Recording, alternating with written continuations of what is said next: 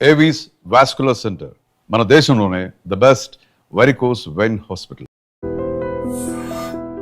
మీరు ఒక ట్రాన్స్జెండర్గా మారిన తర్వాత అయినా కానీ ఈ రంగంలోకి మెయిన్గా ఒక డాన్సర్గా రావడానికి గల రీజన్స్ ఏంటి?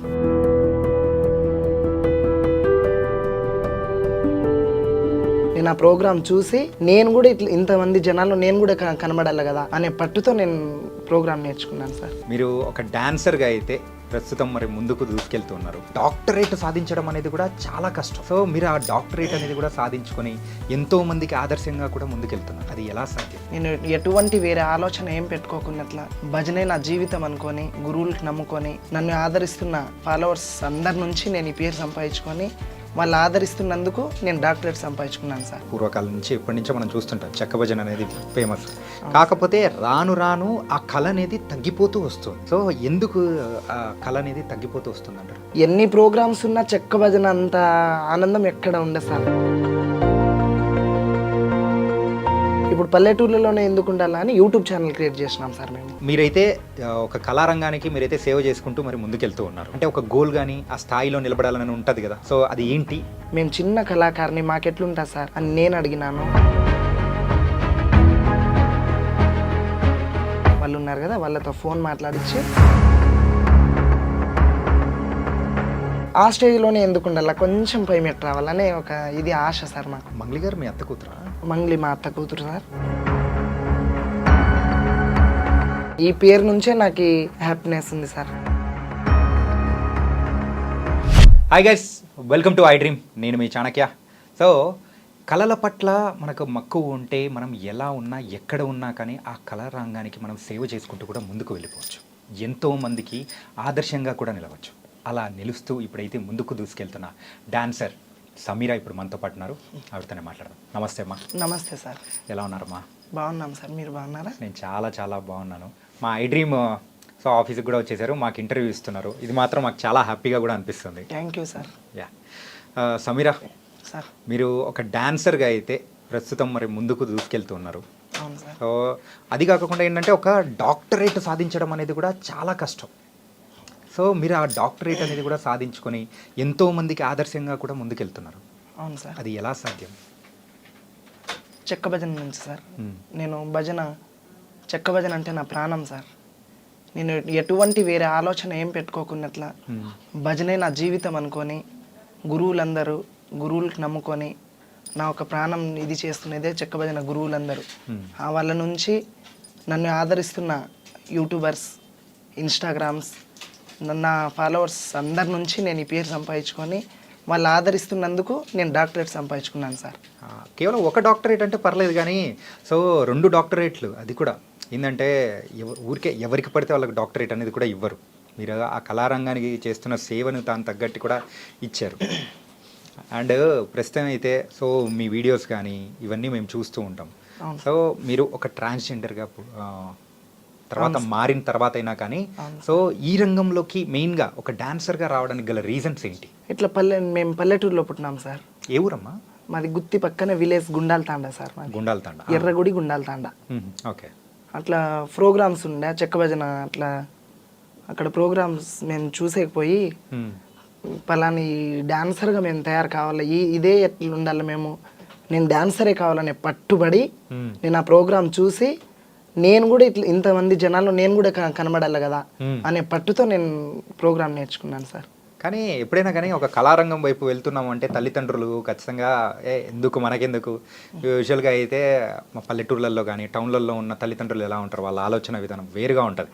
అవును సార్. సో వాళ్ళు ఏమన్నా అబ్జెక్షన్ చెప్పడం అట్లా ఏమన్నా ఉండిందా? అది అని నేను నా స్వతంత్రంగానే నేను ఇట్లున్నాను కదా, ఎందుకు ఇట్లనే నా పేరు ఎందుకు ఇది చేసుకోవాలా, నా తల్లిదండ్రులకి నేను ఇట్లా నేను పేరు పోగొట్టేసినాను, నేను ఒక స్థాయిలో ఉండాలా అనే ఆలోచనతో నేను ప్రోగ్రాంలు పట్టుకునేసినాను సార్. ఓకే. సో అలా పట్టుకొని మరి ముందుకెళ్తున్నారు. అవును సార్. యా. కానీ మీకు అంటే ఏ ఏజ్లో తెలిసిందమ్మా మీరు ఇట్లా అని చెప్పేసి? నాకు ఒక 13-14 ఇయర్స్లో సార్. 13-14 ఇయర్స్. సో యూజువల్గా అయితే ఇలా అనేటప్పటికీ ఖచ్చితంగా తల్లిదండ్రులు కానీ చుట్టూ ఉన్న బంధువుల విషయాలకు వచ్చేటప్పటికి ఖచ్చితంగా అబ్జెక్షన్లు, గొడవలు, తిట్లు అన్నీ ఉండనే జరిగినాయి సార్ అవి. మరి ఇలా మారడానికి గల రీజన్ ఏమనిపించింది? ఎలా మారారు? హార్మోన్స్ ప్రాబ్లం నుంచి మారిపోయినాం. కానీ అంటే ఆపరేషన్ చేయించుకోవడం అనేది కూడా జరిగింది కదా. అవును సార్. ఉమ్. నాకు ఒక 14 ఇయర్స్ ఉన్నప్పుడే నేను ఆపరేషన్ చేయించాను. ఉమ్. అట్లే ఈ జన్మలో ఉన్నాను కదా, ఎందుకు ఇట్లనే ఉండాలా అని ప్రోగ్రాంలు నా ఇంట్రెస్ట్ అంతా, నేను అంతే ప్రోగ్రామ్, నా చెక్క భజనే నా కళ, ఉమ్. నా జీవితమే కళకు దారిపోసేసినాను సార్. యా. అండ్ మరి మీరు మారిన తర్వాత సో ఇంట్లో వాళ్ళు మిమ్మల్ని బాగానే యాక్సెప్ట్ చేశారా లేకపోతే? బాధపడినారు సార్, కొన్ని రోజులు బాధపడినారు. ఓకే. ఎందుకు వద్దు అది ఇది అని. ఎన్ని రోజులు మరి అట్లా బాధపడ్డారు ఏంటి? వాళ్ళు చాలా కంప్లీట్ యాక్సెప్ట్ చేయడానికి ఎన్ని రోజులు పట్టింది? 4-5 ఇయర్స్ వరకు చాలా ఇది అయిపోయినారు అమ్మ నాన్న. వాళ్ళకి ఎందుకు ఇది చేయాలా అని చెప్పేసి నేనే కొంచెం సింగిల్గా ఉండిపోయినా. సింగిల్గా ఉండి కూడా నేను ఎక్కడ బయట బెగ్గింగ్స్ కానీ అటువంటి ఆలోచనలు ఏం పెట్టుకోలే. ఇదే ఈ జన ఆకర్షణ బట్టి నేను ప్రోగ్రాంలు బట్టి నేను ప్రోగ్రామ్తోనే దూసుకెళ్ళిపోతున్నాను సార్. అంటే మీకు నార్మల్గా ఈ చెక్క భజన కానీ డాన్సింగ్ కానీ ఇలాంటివన్నీ ఏ ఏజ్ నుంచి మొదలైంది? నేను 14 ఇయర్స్ దాటిన తర్వాత 1 ఇయర్ నేను ఇంటికాడ ఉన్నాను సార్. తర్వాత రమాదేవి అని ఒక ఆమె భజన డాన్సర్ అనమాట. రమాదేవి తర్వాత ఆమెకు చూసి నేను కదా ఈ ప్రోగ్రాంలు మనం చేస్తే మనకి ఇంతమంది చూస్తారు కదా, గురువులు ఇంత మంచి గురువులు ఉన్నారు, వాళ్ళలో నేను ఒక వాళ్ళ బిడ్డగా నేను పొందాలి ప్రోగ్రాంలలో అని అనుకొని నేను ప్రోగ్రాంల మీదే నా ఇంట్రెస్ట్ అంతా ప్రోగ్రాంల మీదే పెట్టేసినాను సార్. ఏంటంటే సో మీరు మనము ఇంటర్వ్యూ స్టార్ట్ చేసినప్పటి నుంచి మీరు ప్రోగ్రామ్స్, డాన్స్ ప్రోగ్రామ్స్ అని ఇట్లా ఎక్కువ సార్లు కూడా అంటున్నారు. అసలు ఆ ప్రోగ్రామ్స్కి వెళ్ళాలి అని అంటే ఫస్ట్ ఒక స్టార్టింగ్ పాయింట్ అనేది కూడా ఉంటుంది. ఫస్ట్ ప్రదర్శన అనేది కూడా మీరు ఎక్కడ ఇచ్చారు? మేము ప్రోగ్రామ్సా సార్? మేము బళ్ళారి సైడ్ చేసినాం సార్. బళ్ళారి సైడ్ చేసినప్పుడు అక్కడి నుంచి రెస్పాన్స్ ఎలా ఉంది ఏంటి? అది అప్పుడు ప్రోగ్రామ్ డాన్సర్స్కి అమౌంట్ తక్కువే, మాకు ఛార్జీలకి ఇచ్చినా కూడా ప్రోగ్రాంల కోసమే మేము పోయి ఇది నేర్చుకోవాలా, డబ్బుకు చూసుకోకూడదు అనేసి చెక్క భజనకి ఇది చేసినాం సార్ మేము. ఓకే. స్టార్టింగ్లో మాకు ఛార్జీలకి ఇచ్చి పంపించినా కూడా ఈ ప్రోగ్రామ్ మా సొంతం కావాలా, కళ ఎవరిది సొంతం కాదు కదా అని చేసి కళకు నమ్ముకొని ముందుకు పోతున్నాం సార్. కానీ ఓన్లీ ఛార్జీలకు ఇచ్చారంటే మరి తినడానికి మరి అయితే సర్వైవ్ ఏదో నా జీవితం నేను అట్లనే గడుపుకుంటా నేను ప్రోగ్రాంల కోసమే ఇది చేసినాను సార్. అది ఆ టైంలో మీకు హెల్ప్ చేయడాలు ఎవరైనా హెల్ప్ చేసిన వాళ్ళు ఎవరైనా ఉన్నారా? ఇప్పుడు మామూలుగా చెక్క భజన గురువులే ఉన్నారు. గురువుల నుంచే మేము బ్రతుకుతున్నదే చెక్క భజన గురువుల నుంచి సార్. మాకు ఎటువంటి మేము ఎక్కడ ఏం పనికి వెళ్ళలేము, ఎక్కడ పోలేము, మేము చెక్క భజన గురువుల నుంచే మేము డాన్సర్స్గా అయి మేము బ్రతుకుంటున్నాం సార్. ఏది ఉన్నా మంచి చెడు ఉన్నా మేము చెక్క భజన ఫీల్డ్ నుంచే వాళ్ళ గురువుల నుంచే మేము బతుకుంటున్నాం సార్. ఓకే. యూజువల్గా అయితే చెక్క భజన అంటే మన రాయలసీమ సైడ్ కానీ అటు సైడ్ కానీ ఎక్కువ చూసామంటే పూర్వకాలం నుంచి ఎప్పటి నుంచో మనం చూస్తుంటాం చెక్క భజన అనేది ఫేమస్. కాకపోతే రాను రాను ఆ కళ అనేది తగ్గిపోతూ వస్తుంది. అవును సార్. సో ఎందుకు ఆ కళ అనేది తగ్గిపోతూ వస్తుంది అంటారు? అది చెక్క భజన నుంచి ఇప్పుడు కోలాటాలు అయినాయి సార్. కోలాటం నుంచి అది డ్రామాలు అవి ఇవి అవుతున్నాయి కదా. ఎక్కడో మారుమూల పల్లెటూర్లలో ఉంది చెక్క భజన. ఎన్ని ప్రోగ్రామ్స్ ఉన్నా చెక్క భజన అంత ఆనందం ఎక్కడ ఉండదు సార్. అది మా పట్టు. చెక్క భజనలో ఇంత ఇది ఉన్నారా, ఇంతమంది చూస్తున్నారు కదా మమ్మల్ని, మేము ఈ స్టేజ్లోనే ఎందుకు ఉండాలా, ఇప్పుడు పల్లెటూర్లలోనే ఎందుకు ఉండాలా అని యూట్యూబ్ ఛానల్ క్రియేట్ చేసినాం సార్ మేము. ఓకే. యూట్యూబ్ ఛానల్ క్రియేట్ చేసి 1కి 2 ఛానల్ క్రియేట్ చేసినాం.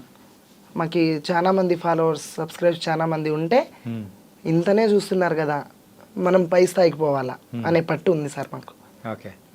కానీ మరి ఎవరో అంటే మరుగున పడిపోయిన కళ. అవును సార్. సో దాన్ని మళ్ళీ ఇప్పుడున్న వాళ్ళకి చూపిస్తూ ఉంటే వాళ్ళ దగ్గర నుంచి వస్తున్న కామెంట్స్ కానీ అంటే అప్రిసియేషన్స్ కానీ ఎలా అనిపిస్తుంది? అప్పుడు డాన్సర్స్ లేనప్పుడు కూడా చెక్క భజన అంటే అందరికీ తెలిసినది. డాన్సర్ ఉన్నప్పుడు ఇప్పుడు గురువులు మంచి మంచి గురువులు తయారైనారు, మంచి మంచి డాన్సర్స్ తయారైనారు. ఈ భజన పెడితే ఈ డాన్సర్స్ వస్తారు, ఊర్లలో ఇంత ఇది ఉంటుంది కదా, ఇంత ఎంకరేజ్మెంట్ ఉంటుంది వీళ్ళు వస్తే అన్నట్ల డాన్సర్కు విలువనే, ఒక గురువుకు విలువనే చెక్క భజన నుంచి.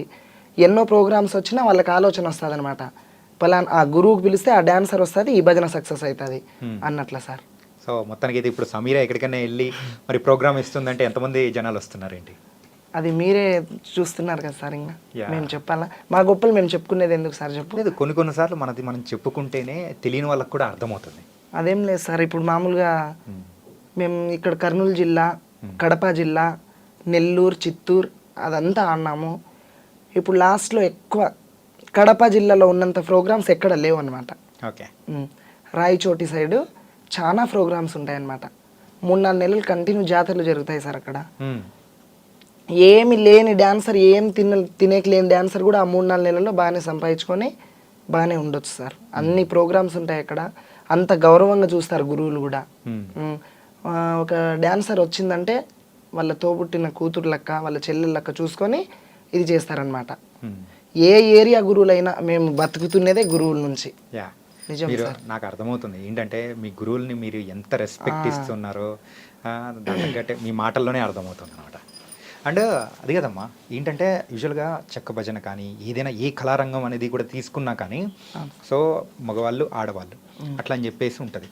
కాకపోతే ఇలా మరి థర్డ్ జెండర్ వాళ్ళు వస్తున్నారు అని అంటే అలా లోపల ఉన్న వాళ్ళు కూడా మరి బాధ పెట్టిన విషయాలు కానీ ఇలాంటివన్నీ చాలా వరకు జరిగే ఉంటాయి కదా. మాకి అలాంటి బాధలు మాకు ఎప్పుడు మాకు చూపిలాగా ఇప్పుడు మాకు పిలుస్తున్న వాళ్ళే కదా మాకు బాధ పెట్టాల్సింది. అవును. మాకు అట్లా చూడలే సార్. అందరికీ సరి సమానంగా చూసినారు వాళ్ళు. ఏదన్నా ఒక మనిషి మాకు ఇట్లా బాధ పెడుతుంటే కదా మేము బాధపడుతున్నాము అనే ఈ కళలో మేము పోతున్నామంటే వాళ్ళు ఎంకరేజ్ చేస్తేనే మేము పోతాం. మేము సాధించుకోలేము కదా సార్. గురువులు ఉండాలా, మా గురువుల తరపున నుంచి మాకు ఎంకరేజ్ చేసే ప్రజలు ఉండాలా. ఆ ప్రజల నుంచి మేము ఈ స్థాయికి పోతున్నాం సార్. ఓకే.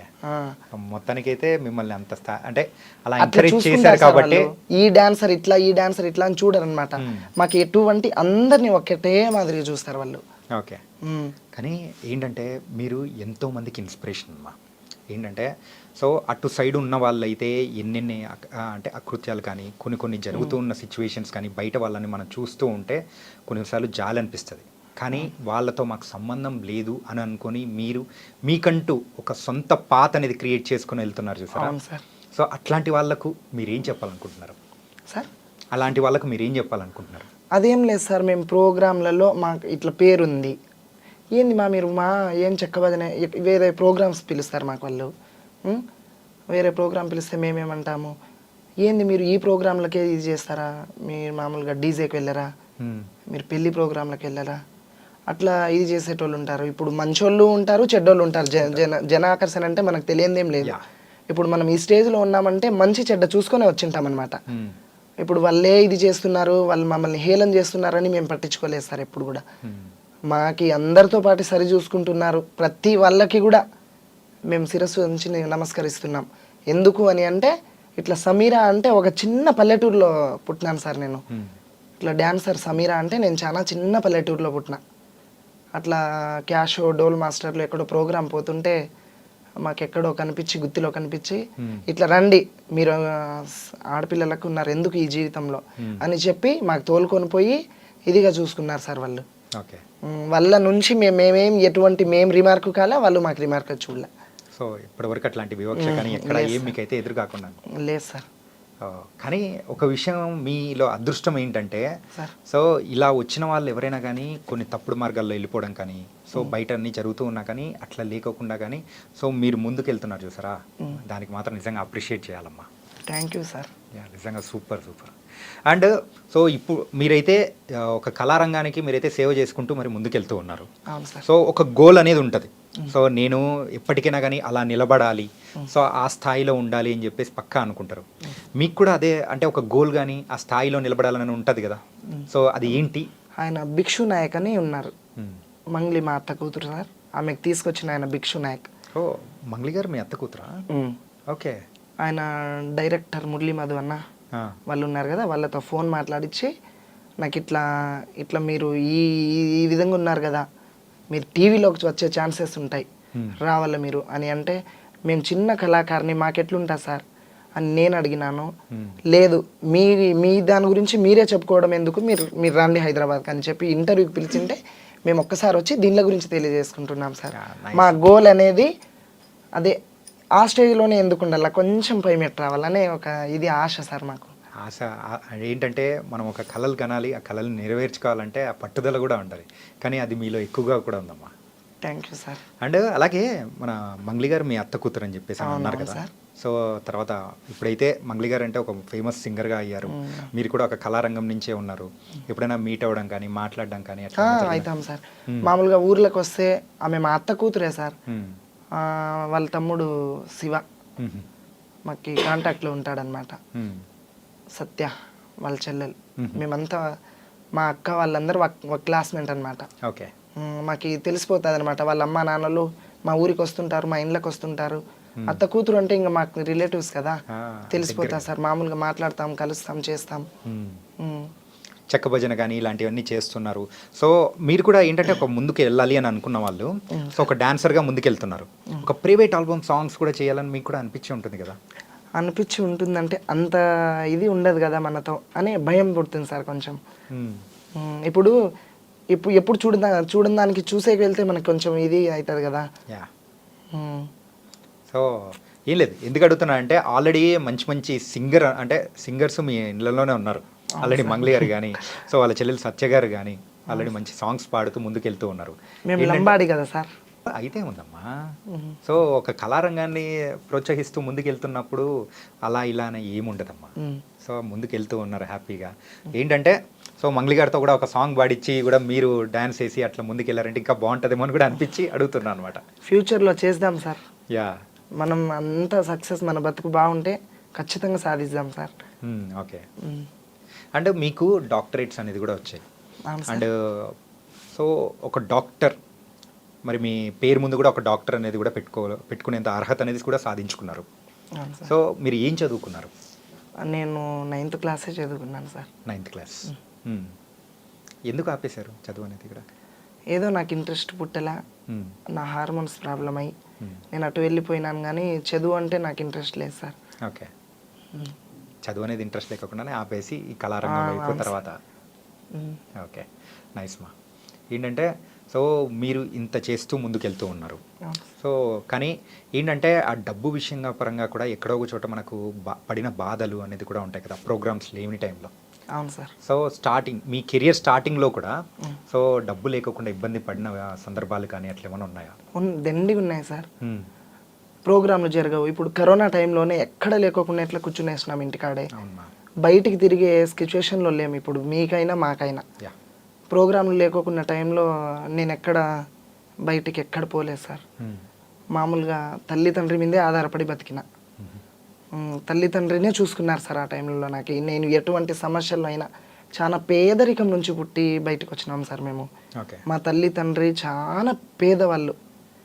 ఆ పేదరికం నుంచి వాళ్ళు ఏం చేసినారో, నేను ఇట్లా ఉన్నా కూడా ఇంటి మీదే పోయి కూర్చునేసిన, నేనేం చేసుకోలేకపోయినా బయటికి పోయి అని చెప్పేసి ఇంటికాడే కూర్చునేసిన.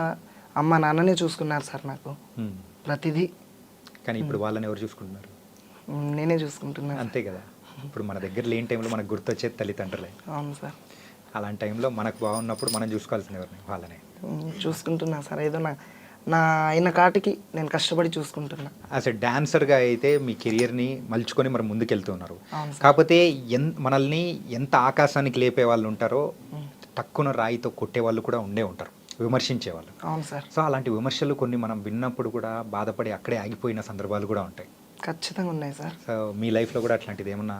మామూలుగా ఈ కళారంగంలోనే నా ముందు గొప్పలు చెప్పుకొని సమీర ఇట్లా, సమీర అంటే అట్లా, సమీర వస్తే ఇట్లా అని చెప్పి నేను వెళ్ళిన తర్వాత వాళ్ళతో ఒక మాట చెప్పి వాళ్ళు వచ్చి నా ముందర చెప్పి నేను ఏడ్చుకొని ఉన్న రోజులు, వాళ్ళ కోసం నేను ప్రోగ్రాంలు ఆపుకున్న రోజులు చాలా ఉన్నాయి సార్. ఆ ప్రోగ్రాంలలో నేను సింగిల్గా పోతే నన్ను హేళన చేసి, నన్ను కించపరిచి, వాళ్ళని ఇట్లా చేయాలా అట్లా చేయాలా అని వాళ్ళు మాట్లాడి నన్ను ఇది చేసిన రోజులు చాలా ఉన్నాయి సార్ అవి. అయినా నేను దానిలోకి ఇది అనుకోకుండా చేసిన వాళ్ళు నా వాళ్ళే, చేయని వాళ్ళు నా వాళ్ళే అని అనుకొని అందరినీ నా వాళ్ళే అని అనుకొని ముందుకు పోతున్నాం సార్ మేము.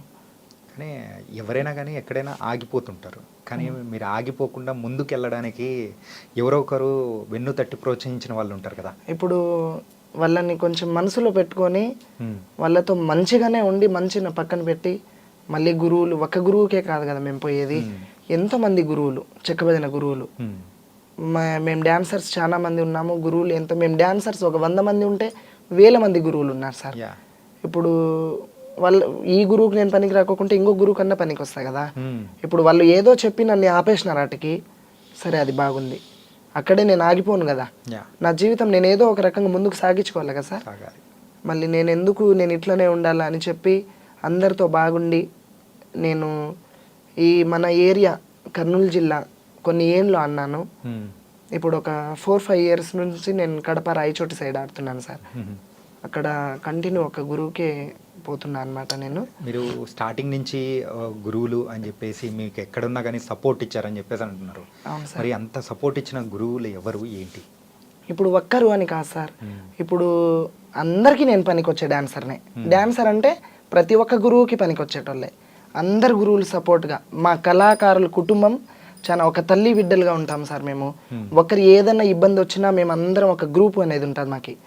పలాని మనిషికి ఇబ్బంది ఉంది, పలాని మనిషి ఈ సిచ్యువేషన్లో ఉంది, ఆ మనిషికి మనం అందరం సహాయం చేసుకోవాలి అని చెప్పి మాట్లాడుకొని మేము డాన్సర్లు, మేము గురువులు అందరు చాలా మంది కలిసి మేము తోచిన కాటికి సహాయం చేసుకొని మేము అందరం ఒక తల్లి కుటుంబం లెక్క మేము గడుపుకుంటాం అనమాట.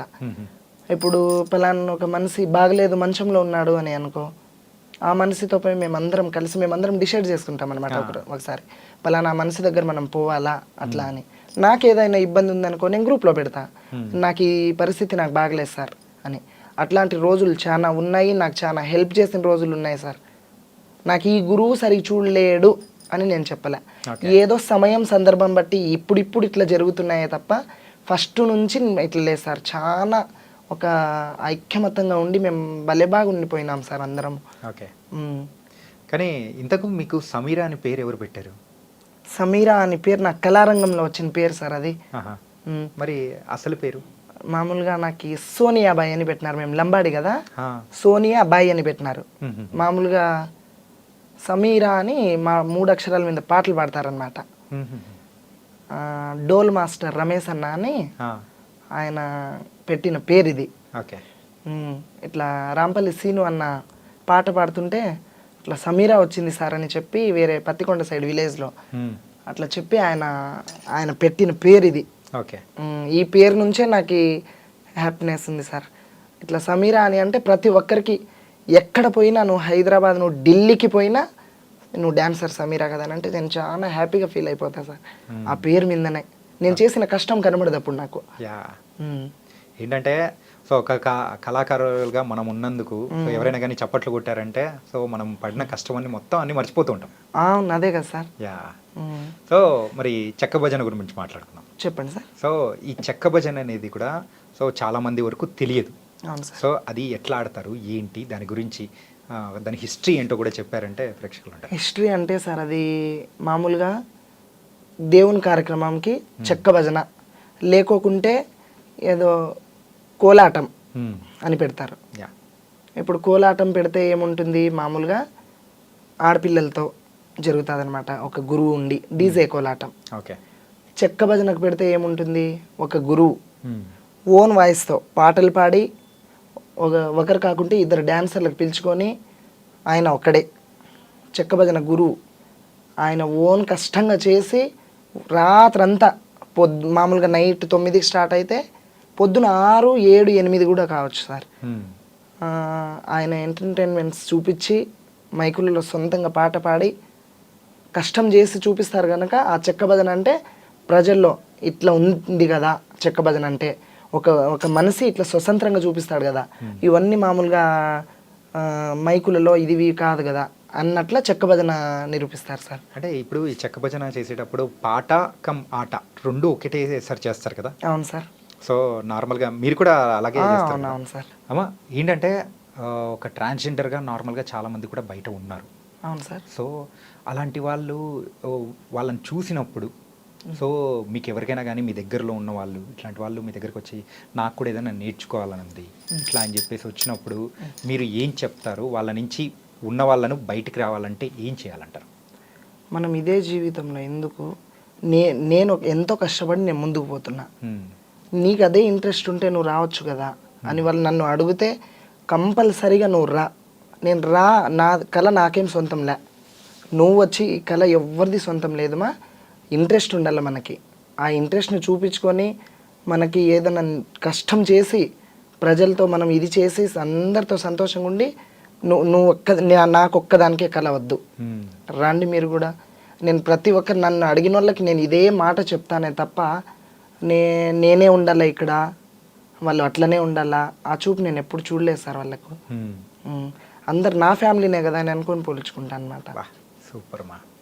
అండ్ ఏంటంటే సో ఇలా ఉన్నప్పుడు ఖచ్చితంగా ప్రపోజల్స్ కూడా ఎంతో మెసేజ్లు పెట్టడాలు అన్నీ వచ్చే ఉంటాయి కదా మీకు నాకు ఆ విధంగా ఎవరు ఇదేం చేయలేదు సార్. ఇప్పటి వరకు. సో నన్ను ఒక డాన్సర్ లాగానే చూస్తారనమాట అందరూ. సో లైఫ్లో ముందుకు వెళ్ళాలంటే ఒక తోడు కావాలని ప్రతి ఒక్కరు కూడా కోరుకుంటూ ఉంటారు. అవును సార్. సో అట్లా మీకు కూడా తోడు కానీ అట్లా అనిపించిందా? అదేం లేదులే సార్. సో ఇప్పుడు తల్లి తండ్రి అన్న తమ్ములు ప్రోగ్రాంలలో ఉన్నాము. ప్రోగ్రాంలకు పోయిన గురువునే నాకు అన్ని అందాలుగా చూసుకుంటారు వాళ్ళే. అదే తోడు సార్ నాకు ఎటువంటిది ఏం వద్దు. ఓకే. సో మొత్తానికైతే సో మీ లైఫ్ని ఇలా లీడ్ చేసుకుంటూ కళలకే సో అంకితం చేయాలని చెప్పేసి అనుకుంటున్నారు అనమాట. అవును సార్. ఓకే. సో మన ప్రేక్షకులకి కానీ సో ఎవరైనా మీ ఇన్స్టాగ్రామ్ కానీ లేకపోతే వాళ్ళ ఫాలోవర్స్ అందరూ ఉంటారు కదా, సో అక్కడ కొన్ని చెప్పలేకపోయినది ఇక్కడ మన ఈ వేదిక ద్వారా చెప్పాలనుకుంటుంది ఏదైనా ఉంటే చెప్పండి అమ్మా. నన్ను వాళ్ళు ఇప్పుడు నేను మామూలుగా ఇన్స్టా లైవ్ పెడితే సడన్గా నాకు 1000 మంది 2000 మంది ఫాలోవర్స్ వచ్చేస్తారు. ఇట్లా ఎంతో మంది నన్ను యాడ్ చేయని అంటారు. ఆ ఇన్స్టా లైవ్లో వాళ్ళకి చూసి వాళ్ళు మాట్లాడే మాటలకి ఆ సంతోషం తట్టుకోక ఇది కదా నేను పేరు సంపాదించుకునేది, ఇది కదా ఈ పేరుతోనే ఉండకూడదు, నాకు ఆ సంతోషం చాలు, బయట జనాల నుంచి నేను ఇంత ఉన్నాను కదా అనే ఆలోచనతో నాకు ఎంతో హ్యాపీనెస్గా ఫీల్ అయిపోతా సార్.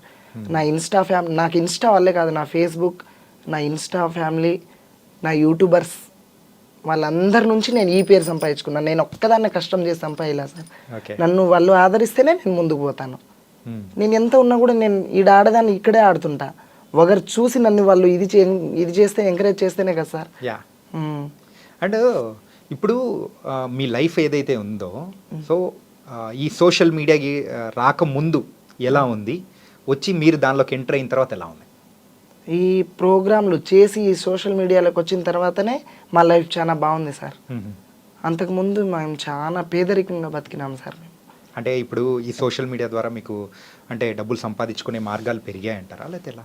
సోషల్ మీడియా నుంచే కాదు, మేము చేస్తున్న కష్టం నుంచి ఈ సోషల్ మీడియాతో మా పేరు పక్కకు పోయి ఈ స్టేజ్లోనే కాదు, ఈ జిల్లానే కాదు, ఇంకొక జిల్లాలో కూడా పలానా డాన్సర్ రావాలా, ఈ ప్రోగ్రామ్ హైలైట్ ఉంటుంది, పలానా గురువే రావాలా. ఇప్పుడు మేము చేయాలంటే ఇట్లా రాయచోటి అశోక్ సమీరా ఉంటే ఈ ప్రోగ్రామ్ చాలా బాగుంటుందన్నమాట అని వాళ్ళు అడిగిన వాళ్ళ కాడపోయి వేరే వాళ్ళు చెప్పడం ఉంటుంది, చాలా ఉంటాయన్నమాట.